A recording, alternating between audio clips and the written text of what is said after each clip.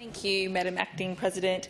Getting out of the city in this chamber to visit rural and regional South Australia is a great highlight of mine and something that I am committed to doing as regularly as I possibly can.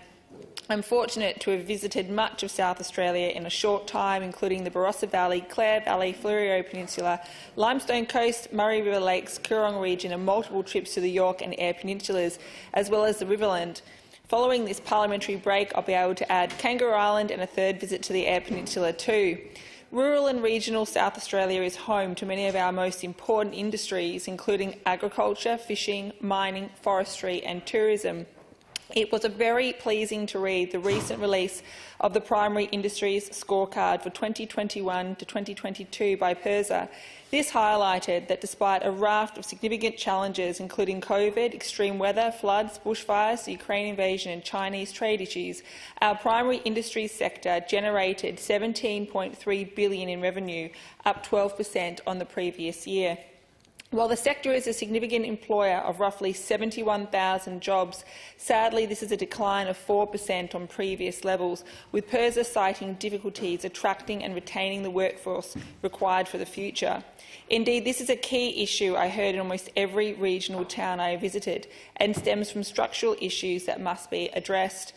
A lack of access to childcare, an issue I've previously spoken here about, is just one of the underlying causes of our regional skilled worker shortage, whether it is on the Yorke Peninsula, where I was told by Council that not one childcare facility exists, the Mid-North, Port Lincoln or Kingston South East. This was one of the top concerns of parents, councils and employers.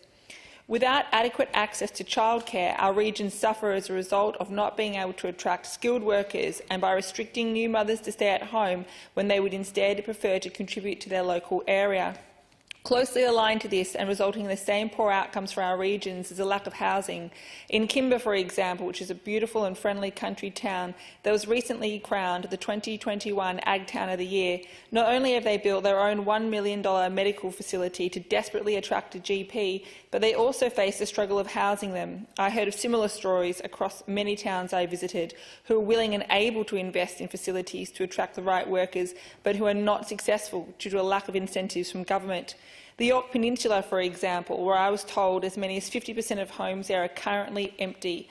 Targeted incentives to encourage landlords to provide secure rentals would go a long way to making the area more attractive for skilled workers and young families. I've been told of a lack of targeted incentives from federal and state government to attract GPs to regional areas.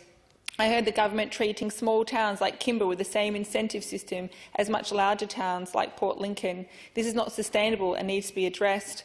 With agricultural technologies evolving rapidly, opportunities for young people to move or live in our regions is on the rise, along with the wages that go with these jobs.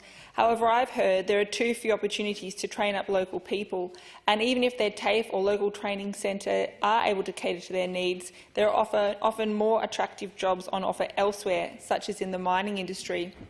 Infrastructure concerns are also front of mind for many country people. The declining state of our rural and regional road network is a blight on our beautiful country towns. They are not only dangerous and a deterrent for tourists, but they hamper productivity for our multi-billion-dollar primary industries and agriculture sector, who rely on these important thoroughfares to feed us and the world. And I thank the grain producers of SA for highlighting these significant concerns. And I note in the government response that the government is responsible for 8 out of 10 of the worst roads named.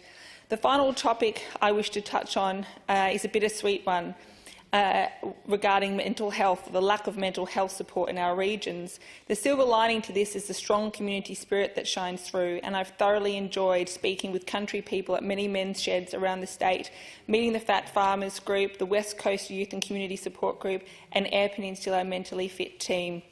These groups are heavily reliant on volunteers, for which regional communities depend so strongly on, and I passionately believe that these early intervention and often informal support groups need more funding by all levels of government. Despite these challenges, a more laid-back lifestyle, strong community spirit and splendid natural landscapes are significant drawcards for those like myself who were brought up in the city.